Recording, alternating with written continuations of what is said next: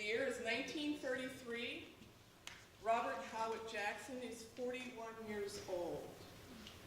In 5 years, he will be appointed United States Solicitor General. In 6 years, he will be appointed United States Attorney General. In 7 years, he will be appointed Associate Justice of the United States Supreme Court. In just 12 years, he will be named Chief U.S. Prosecutor in Nuremberg. For now, Robert Jackson is a successful attorney here in Jamestown. And tonight, we will learn how this community influenced the boy who would grow up to change the world. Good evening, ladies and gentlemen, and thank you for coming. My name is Carl Johnson, and I work for Mr. Jackson. I've taken your questions, I've gone through them, and I will be asking them of Mr. Jackson. I am the moderator for tonight's discussion.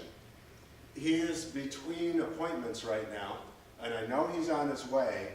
Our time will be a bit limited because he does have another meeting this evening. And here he is.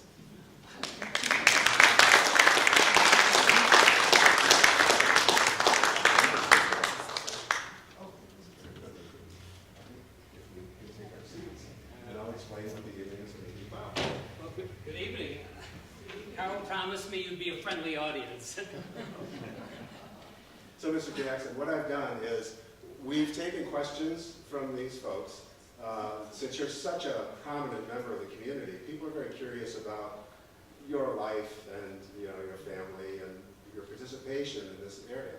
So we've taken questions, and we would like to learn a little bit more about you. Are you sure? So, Are you sure?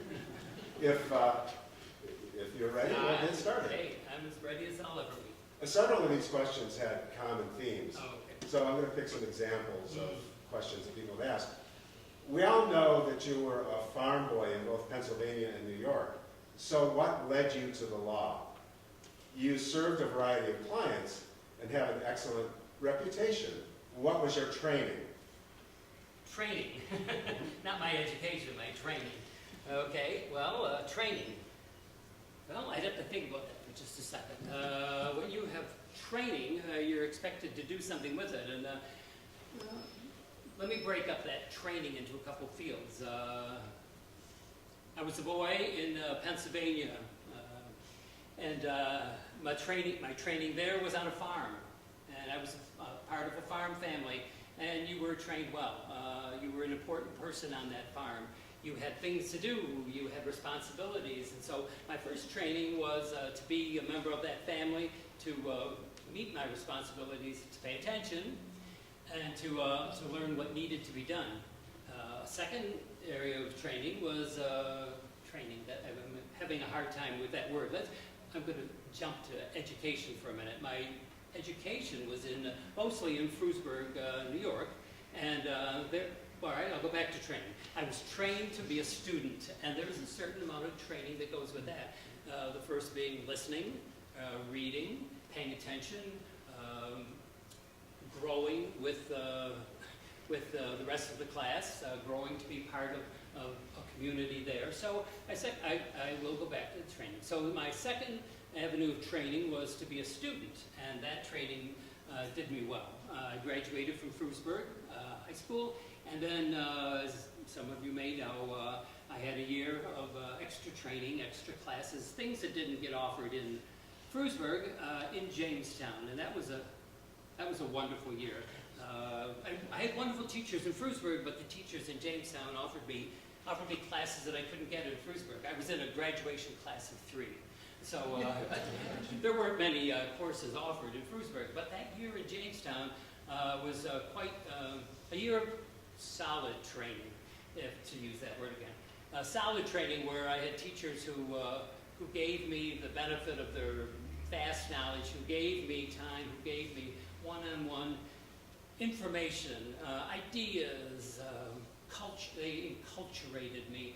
And there was well, I'll just name a couple and maybe talk about them later. Milton Fletcher, history teacher. Sitting across the desk from Milton Fletcher, you felt like you were the only person in the world, and he'd done all his training just so he could retrain you. It was wonderful. And Mary Willard, English, reading, Shakespeare, many things that Mary Willard did, and that was boy, was I trained in that room.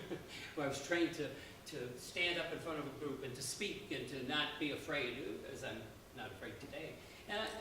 But I should jump back for a sec. Oh, I have to jump back for two things. I just thought of something else.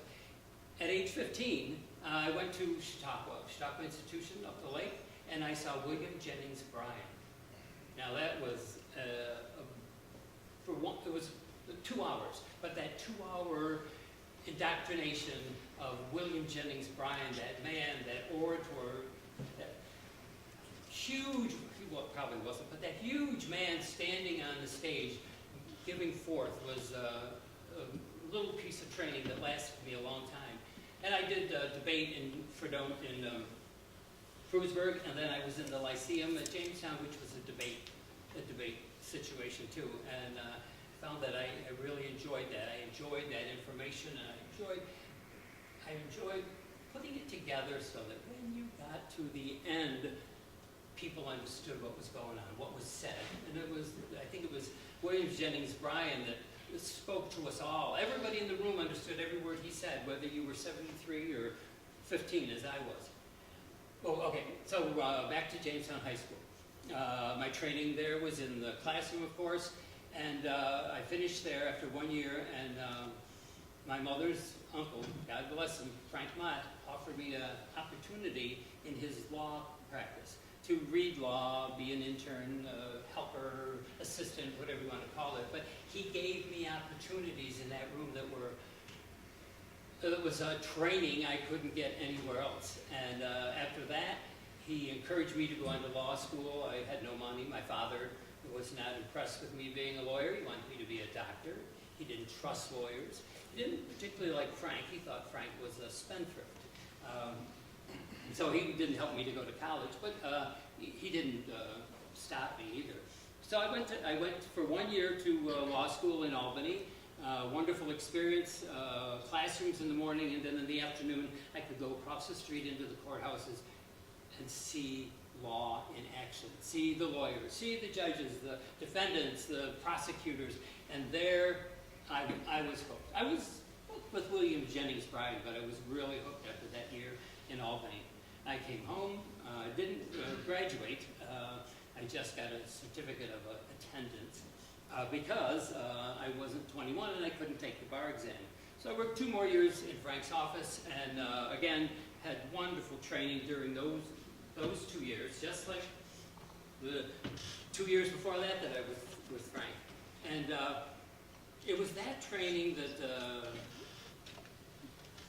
it gave me the understanding of what we all need and why we live in a city, why we live in a community, and what we can do for each other. So I was trained on the farm, in the classroom, and in the courtroom, and I think I turned out all right. Did that answer your question, whoever asked that? Yes, I think that covers it very well. Good. Is there another one? There are many, actually. Many times, you're pictured with an animal, usually a horse. And I like the way the writer phrased this question. Can you tell us how your interest in horsing around developed? Well, we could take that 2 ways, because I did have a sense of humor, and I was known to do naughty little boy things, but I don't do that anymore. So I suppose you're talking about horses. Horses. Well, law, horses, one or the other, they both had great meaning in my life. As a boy, I had a pony on that farm, with that responsibility, and that's a word I always think of when I think of 2 words when I think of horses. I think of responsibility, and I think of freedom.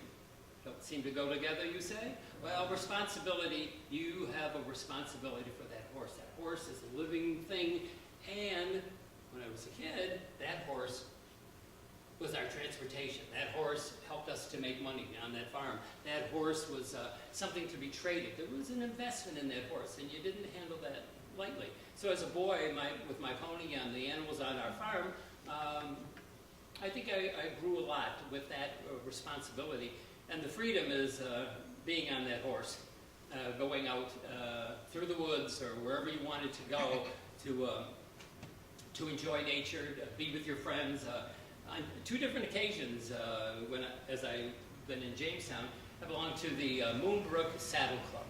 And it's just what you think it was, a place to ride, to keep your horses, to go and work, to meet friends. And then there was the Lakewood Saddle Club, and that was something I was a part owner of. I don't think that was a mistake. Well, maybe, but I was part owner, and there was a lot of work to do at the Lakewood Saddle Club. We fixed it up. We had horse shows. We had breakfast there. We took rides from there. There was occasions where we went to Sugar Grove for lunch on a horse. Yeah. And Mary, that's my daughter. Mary was the rider in our family, although we all did ride. Riding was that freedom, as I mentioned. I have to tell you something that my wife said one time. I think she'd think that the thought that maybe we spent a little too much on horses. And we had Bluebonnet, Gray Ghost, Augusta, Charlie, Happy Days. You know that song, Happy Days Are Here Again. Well, I think the horse was named after that song. And really, whenever you were out on a horse, it was happy days. But what I was going to tell you was... I had anticipated that there might be a question about horses. This picture has been in your office, and I was curious if you could tell us a little bit about this. We have a lot of pictures of us with horses. It seemed to do that. And we had dogs, too. You have horses. Somehow, dogs just seem logical. But yes, this is Mary and I. Irene and I. Yes, it's Irene. Irene and I out riding, and in the background is Lake Chautauqua. That's something we did as a family a lot. And Mary, my daughter, she was the good rider. Thank you for sharing that with me. Is it going back on my desk? Yes. Thank you. Well, I was going to say what my wife Irene said. She said, after a succession of horses, she said, you know, if we ever go to the poorhouse, at least we'll go behind a good horse. I think that was her way of telling me that we spent too much on horses. But it was true. Couldn't you see it? The Jackson family with suitcases in the back of an old buckboard going down the road to DeWittville to the county home. Well, that's never happened. I don't think it will. Yes, Carl, all right. Oh, wait a minute. Go ahead. We've had several questions involving people that you've known. So I'll ask this one. Please tell us about someone that you admire, or someone who was a mentor or a role model. In short, tell us about someone that you looked up to. Mentor. Well, I'll tell you. I had this question one other time. I went to Jamestown High School to a meeting of the Lyceum group, the young people who were in debate, and one of the students asked me that. And you know, for a minute, I didn't know how to answer that, because I didn't know if they really knew what a mentor was, and so I had a tough time with it. But since then, I've thought it over, and I have a good answer. But what I'd like you to do is, we should agree on what a mentor is. I'm sure we all have different definitions of what we think a mentor should include or should be. Oh boy. Yes, Carl? Well, I always like to have a dictionary with me when I'm talking to you, because you use words that I don't always understand. And you can't spell That's either. correct. So, mentor. Are you looking up mentor for us? I am. Are you in the M's? Yes. Okay. Yes, between mention and menu. Okay. And this dictionary describes a mentor as a trusted counselor or guide, Counselor, guide. or a tutor and coach. Tutor or coach. Counselor, guide, tutor, coach. Okay, let's take that definition, and what I'd ask you to do, to yourself, don't discuss this with your neighbor, decide a mentor or two in your life, okay? Just keep it to yourself for the moment, no cheating, put your thinking caps on. And I'm going to think for a minute, too. Carl, give us 30 seconds? That should. Give us 30 seconds, and then we'll discuss this as a group, okay? Keep your eyes on your own paper.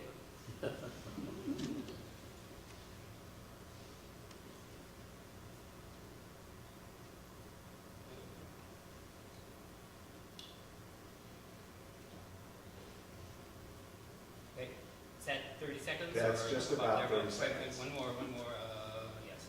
Okay, all right. Mentor, guide, coach, tutor. Okay, so just with a quick raise of hands, how many selected a person who is a relative? And that doesn't necessarily have to be a close relative. A relative in your family, somebody who mentored you. Okay, there's a few hands. All right, how about a teacher? Anybody a teacher? Okay, a few more. Okay, I think we got more than half the group there. That's usually who it is. It's a parent, it's a teacher, it's someone who was there at that particular time in your life when you needed someone to move you along, okay? And so mentoring is not something to be taken lightly. And you know what? Sometimes you could be a mentor and not even know it. Has anyone ever come up to any of you and said, would you be my mentor? Probably not, probably not. No one ever said that to me. Carl. No. No. I do consider you. Too late. Well, I wrote down parents. Although my mother was really more of a mentor than my father. My father didn't always support what it was I wanted to do. He was never mean or rude or anything. He had a livery stable in a small hotel, and he did train me with those horses, but I wouldn't call him a mentor. My mother was the mentor in the family. She was the one who knew that we all needed to be, my sisters and I, we all needed to be cognizant of what was going on, and we needed to push ourselves to make that happen. My mother was definitely a mentor. Teachers, I mentioned Milton Fletcher and Mary Willard, wonderful teachers who certainly were mentors and who certainly had a great impact on the life that I had as a schoolboy, and as a young professional. What's that right there? Oh, Frank Mott. Oh, I can't forget Frank Mott. Frank Mott mentored me as a young man and for another 20 years. I think if I had to say, if someone said to me, who's your mentor today, it would be Frank Mott. Frank Mott gave me everything he had in that office. A little bit on the outside. I did once in a while get a piece of advice. Usually I didn't ask for it, but Frank felt very comfortable in offering it. But Frank was a wonderful mentor. He gave me all those opportunities. And as I said, Milton, let's go back to Milton Fletcher for a moment. Milton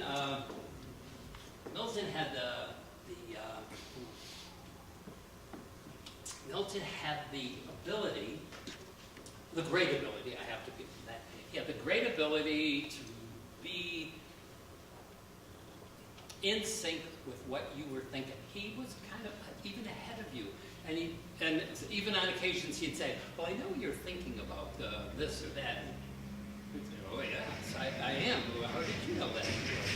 But he did. He could sit across from you, give you information, talk to you like you had something that needed explaining, and he was going to do it even if you didn't know you needed it explained. Is that clear? Well, anyway, he was like that. Mary Willard was modest, enthusiastic, kind. Her impact on me was significant. I can't begin to tell you how important it was to be a part of Mary Willard's life, and I have been for years. She's like a mother. Her and her sister. I brought something too, Carl. I just remembered. Her sister Vesta. This is a little card from Mary's sister Vesta. They lived together. They were schoolmate sisters. What's that? Schoolmate. What's that word? I don't want to say old maid. Maiden. They were maiden sisters who lived together, and they had a home over here on the 6th and Windsor, I believe it was. And people would go there, and in the course of the evening, we'd read out loud, we'd we'd listen to music, and we all kept kind of contact with each other. And so when I was away at school, I got letters all the time. When Mary and her sister moved to California, we kept track of each other all that time. But this is something that I've carried either in my book, it was on my desk, it was on my dresser for a couple years, but it was a little note, that I got from Vesta upon my leaving law school in Albany. Oh, wait, I better put my glass on, I'll never see that. Albany, and I've carried this with me because it kind of gives you a little taste of what Vesta Miller was like, and the sisters were just wonderful. So this was upon my commencement, because I didn't graduate, my commencement from law school. The world and I to you expend, I'm going to start again because it's extend. The world and I to you extend heartfelt congratulations. May fortune's favors have no end, exceeding all your expectations.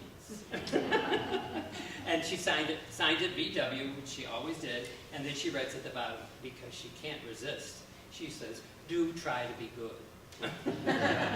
The sisters were wonderful. They offered so much. They guided you, they gave you opportunities, they invited you into their world.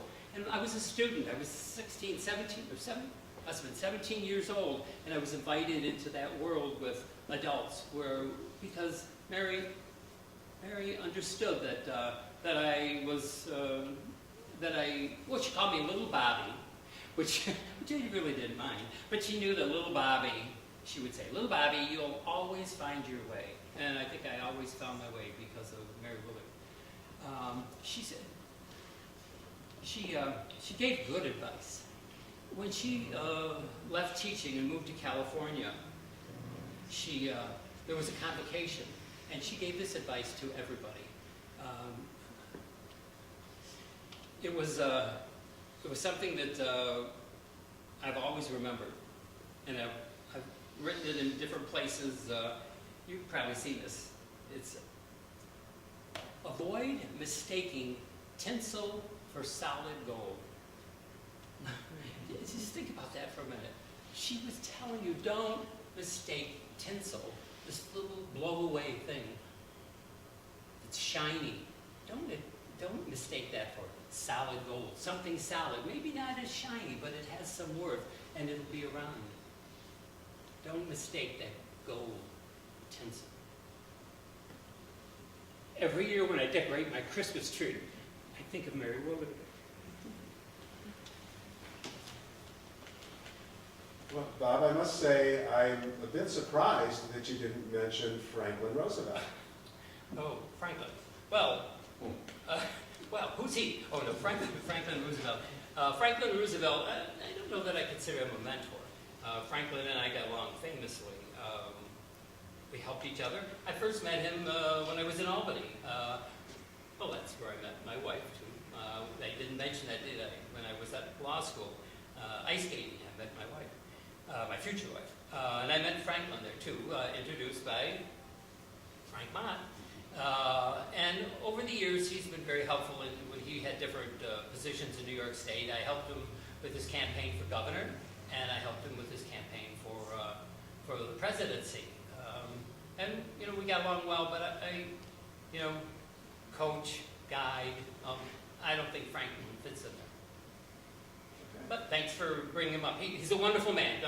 Nothing against Franklin, but I don't consider him a mentor. The next question is rather lengthy, so I'm going to shorten it. We all know that reading is important to you. Why? That's it. Boy, you did shorten it. Why? One word. Why? Why is reading important? Well, I think you just got a little taste of how important reading and education and training are. But reading, it's those words, it's those ideas that always fascinated me. And how do you get those ideas unless you read them? You heard somebody say them. Well, here's an example that I've used another time. So you're walking down the street, you meet a friend, and the friend has been to a concert, and he says, Oh, the concert was wonderful last night. You should have heard the violins. Oh, the timpani. They were all, it was wild. The music was fabulous. Oh, nice. So you've learned about that concert. What's better? Going to the concert, hearing the music yourself, not having somebody explain what you missed. That's what they really did. They explained what you missed. Not having somebody explain what you missed, but seeing it yourself, hearing it yourself. And reading is, it's on page. It's those words, but they're put down there with real thought and purpose by that writer. And it's the reading and writing and thinking and listening that all go together to make that that combination. And if I was making that list and I was putting reading, writing, thinking, listening, I put succeeding, thinking, understanding, growing, learning. They all go together. That reading piece. I hope that people always read, that those books are always available. Williams Jennings Bryan, he told me books that I might like to read. Mr. Fletcher, he gave me tons of books to read. Philosophers, historians, histories, biographies, autobiographies, so that you understood situations and people, and then you understood what was kind of going on around here. So reading, boy, it's really important. I read the law. My mother always read to me. My father read the newspaper to us every day. God bless him. Frank Mott gave me opportunities. So reading is, that's why. Well, Mary Willard happened to be a teacher of mine as well. And I have kept this piece of paper for many years. And I'm sure you'll recognize it. Oh, the Wicked Mary Willard Reading List. A course of reading suggested for students by Mary R. Willard, 1893. 1893. She used this list with everybody. And when she passed out this list, you took it in your hand because you knew, oh, this is what I'm going to be doing all year. I'm going to be reading. But it wasn't just a reading list. It was a course of study. It was you didn't have to read them. Just don't admit that to Mary Willard. But you had to have an understanding of something, so that when that was discussed in class or at her house, and her and her sister called it Bohemia. If that was discussed at Bohemia, you better know what's going on. And there were so many times I had no idea what was going on. But through the course of a discussion, and then the next time it was a little bit easier. And this list, Longfellow, Chaucer in the Old English, Spencer, oh my goodness, Home, Longfellow, Dryden, goodness gracious, Coleridge, Shakespeare, oh boy. All it says here is Shakespeare, Twelfth Night. She just has one listed here, but I don't think we read all of them, but she read all of them. She knew them all. She knew them by heart. She could recite from them. And she had us learn them too. Carl, didn't you have? Well, I wondered if you could still recite from Shakespeare. Oh, The only Shakespeare that I ever read was Twelfth Night, and that's only because I had to. I know you've read more than this. So I've marked the spot where Twelfth Night is. Twelfth Night begins, my favorite. Carl, you're just wonderful. So what do you remember from that? What do I remember from that? Oh, well, let's see. I remember the Duke was in there, Sebastian. From my mind, well, not much.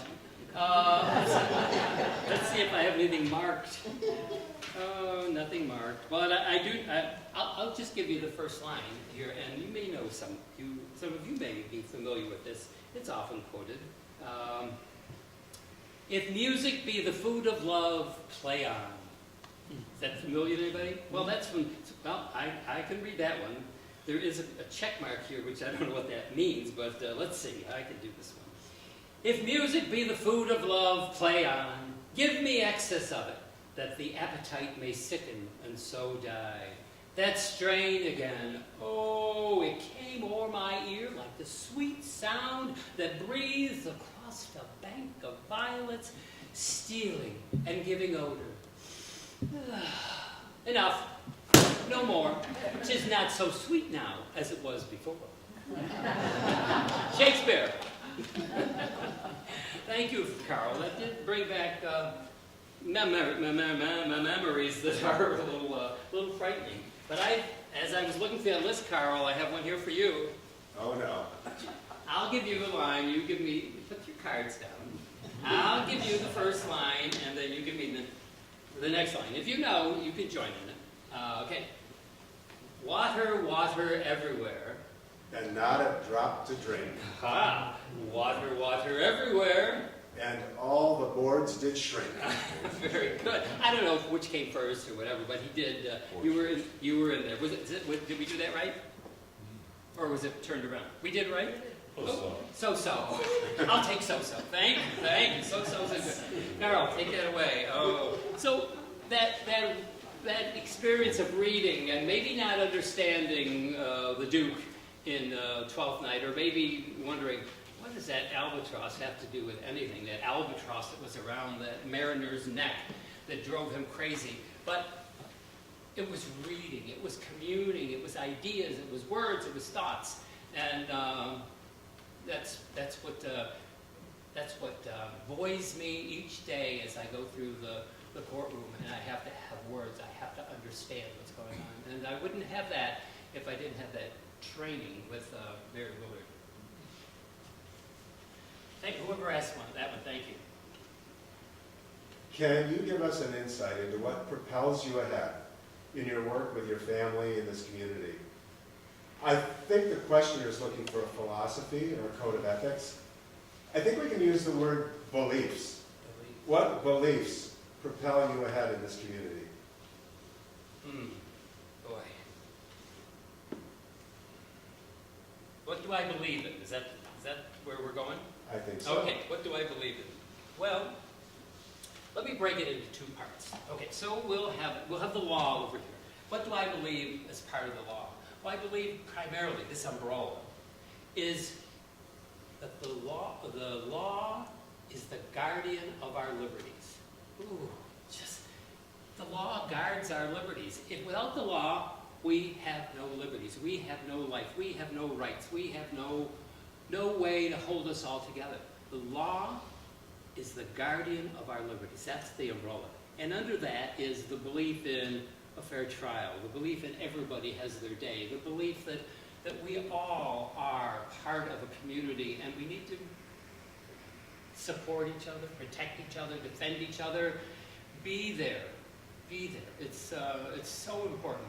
So that belief that the law is the law protects all our liberties is really important. And I learned that primarily as a kid in debate. Wow. When you had debated your peers and you enter that debate situation feeling a little superior. Not that I ever did, but if you debated your peers and you were feeling good about what you've just been through, what you just read, what you have had researched, because you didn't just show up and start arguing, that wasn't debate. Debate was ideas and thoughts, and it all had a time limit. It all had to be built so that when that debate was judged, you were the winner. So that was so important to me, and that's what I got from the law. Other beliefs, I have a lot of beliefs. I believe that the family is really important. I believe that being part of a city, being on a committee, being a happy volunteer, being forthright, forthcoming, generous, volunteering, all those things are part of what I believe. I believe that if we're going to be in this city, if we're going to be here and be part of its growth, and we are growing. We've just been through a depression. We've been through World War I. We've been through a huge revolt in Russia. We've been through all this, and we're coming out on top. The furniture industry is doing wonderful. The town is growing. We have leaders. We have organizations like the Scottish Rite here. We have people that are interested in our community and our days and our welfare. I believe in that. I believe that that's the goal. And if without a goal, without that belief, we might as well all go out and live in the woods. Well, we know that you feel that the law is a protector of society as a whole, but we also know that you feel the law is a protector of the individual. Yes. Oh, mercy. Yes, yes, yes. Well, as I was doing some filing the other day, I ran across some letters that show how you've affected lives of people in our community. And with your permission, you I have too won't- much free time, Carl. But I won't mention any names Okay, yes, because please. the folks here might know the people that we're discussing. But I'd like to read these. Yeah, please. The first one says, "Dear Lawyer Jackson, I am writing this letter for my husband because he hasn't time to write because he has cows to milk.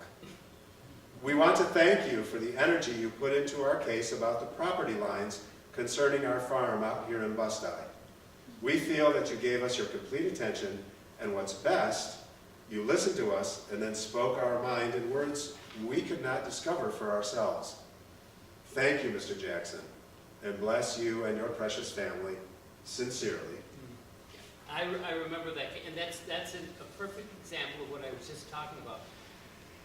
Without the law for guidance there, they would have lost their farm. There was this dispute on property lines. They would have lost their farm. The family would have been dispersed. So the law guarded them and their neighbors, because the dispute over the property lines helped everybody. You counseled individuals, but you also are a counselor for businesses, and here's an example of that. "Dear Robert Jackson, this letter is sent to repeat our great thanks and to formalize what we here at," I won't name the company, "hope is the beginning of a happy and long-term client-lawyer relationship between our respective offices. Be assured that we have complete confidence in your abilities as a gentleman of the law, and we respect you for the courtroom expertise that you brought to bear during our recent legal difficulties. We remain sincere in our praise. Yours truly." Gentlemen of the law, I like that. Well, I have represented a lot of companies, especially young companies, the city, other municipalities. But why do they need a lawyer? Well, because there's so many pitfalls in the way, and a lot of people just burst into business, and it doesn't work. And I was proud to help a lot of businesses in town got their start, through firms that I worked for at that time. And I also happen to know from personal experience that you don't think that every dispute has to be settled in a courtroom. Oh, no. And here's an example of that. Oh. "Dear Mr. Jackson, thank you for the wise direction which you advised when we met recently to determine a path forward for our lawsuit directed toward our uncooperative neighbors. We will work toward a neighbor-to-neighbor solution in this situation. It's comforting to have a counselor with common sense. Thank you." Gentlemen, common sense. I'm doing well here today. That's true. The law doesn't have to step in and solve every problem. Talk to your neighbor. It works. I didn't get a fee, but it works. Where to, Carl? As a public figure, you nonetheless have an active and very private life. How do you manage that? Well, I'm a lawyer, and I have a flexibility of time. I'm not there all the time. So, but I said a minute ago how important I think that family was. I manage it because I want to manage it, because I need that family structure. I needed it as a small child in Pennsylvania. I needed to be able to go home to a family and to be able to have that support that was so important. My family's changed a lot. I mean, the family I'm in now, my close family, the family I'm in now with my wife and my two children is really important. But my mother and my two sisters are a major part of that family too. My father died when I was 23, and it was 1915, before I was even married. And it was a difficult time for our family. I always didn't get along with my father, and but his passing was a huge rift in the fabric of our family. Let's just say drink was not his friend, and he helped our family as best he could, and I learned from him, not as a mentor, but I learned from him how important family is, and I became the man of the family by default when my father passed away. So family has been important, and our family's done all kinds of things, all the things your family does. We have cookouts, we go out on picnics, we go out on the boat. We have a boat called the Alibi that's docked in Lakewood, and we've 35-foot cruiser, and we go out on that. I take a lot of people on that. We've gone on vacations together. Oh, one time, we went to a dude ranch, and we did really well with all the horseback riding part, but all that other dude ranch stuff kind of eluded us, and we never went back there again. But the riding was great. We've been to Cuba, we've been to other islands, California. It's important to do things that are constructive and instructive with your family. I also did activities like that with other couples, and the children stayed with my mother. Family has always been well, okay, we got the law, the horses, and the family. Don't make me put those in any order. But those are the three important things in my life. And when I think of family, I think of community, and I think of this community. And in 1917, I had the opportunity to be part of the opening of the furniture mart. We had all this furniture that we made that was so beautiful that people were traipsing all over the country and selling, and that furniture mart brought all those people here to Jamestown to see what we could make, what we had, the wood we had. And the next year, we built the Hotel Jamestown. We needed to put all those salesmen up. The hotels went up, the restaurants went up.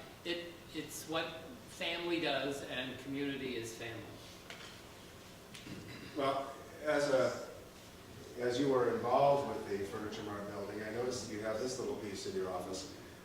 Could you tell us what this represents? Sure. Well, this is a salesman's sample. And the furniture companies would make little mock-ups of furniture that they made, and then the salesman would pack 6 or 8 of these in their suitcase, and off they'd go to Kenosha or wherever, selling furniture. And they would put this on the desk of the school principal or the hospital administrator or wherever it was, and show them, we could make this, and here's the kind of wood, and here's how beautifully here's how beautifully the drawers come in and out, and these little samples were a real boon to the salesman. And pictures were nice, but these were really great. This was given to me at a dinner one night as a thank you for helping to raise money. That's what I did. I didn't go down and build the building. We raised money for the Furniture Mart and for the Hotel Jamestown. That's a little treasure of mine. Is that going to end up back in my office? It will. Oh, good. Glad to hear that. Yes. Well, I know your time is limited. It is. You have a vestry meeting at St. Luke's down the street. I do. Which will begin in a few minutes, but I wondered if you had any final thoughts that you'd like to leave with us tonight. Thank you. As we've been talking, my mind does work well, and I was thinking of a couple things as we talked. I was thinking about how different this is tonight.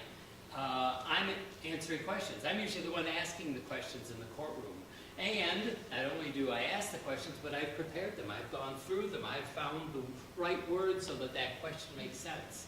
And so tonight, I've entered into this uncomfortable zone here, and I'm all right. I made it. So that's something I immediately thought of, but I also thought of, at the end, I hope I get to say something, because in the courtroom, there's a summation, and you always get to summarize what you've done. And how important that is, because if it's a 3-day trial, and the first day some important information got out, you want that information out, but by the third day, the jury or the judge or somebody might have forgotten that. So you summarize, you say it again, so that at the end, they get the big, they get the big finish. And I guess I just was pleased that I could talk, could summarize, but I didn't mean to, but I summarized my life, my training, my mentorship, and I got to mention all those people who were so important in my life, and have you know that that you too are in the community where those people are, or you probably know some of them. But so that summation was really good for me, because I feel like I'm on a different point of my life, and I'm not sure what that is, and so I sort of looked back at my life this evening. It was heartening for me. So I think I'll always have a mentor of some sort, or hopefully I can mentor someone else, and I can be a part of a community that has something to offer. So Carol, I thank you for letting me do this. And as I said at the beginning, I'm just pleased to be a lawyer. And whatever transpires in my life, I'll always consider myself a small-town lawyer. Thank you very much. Thank you.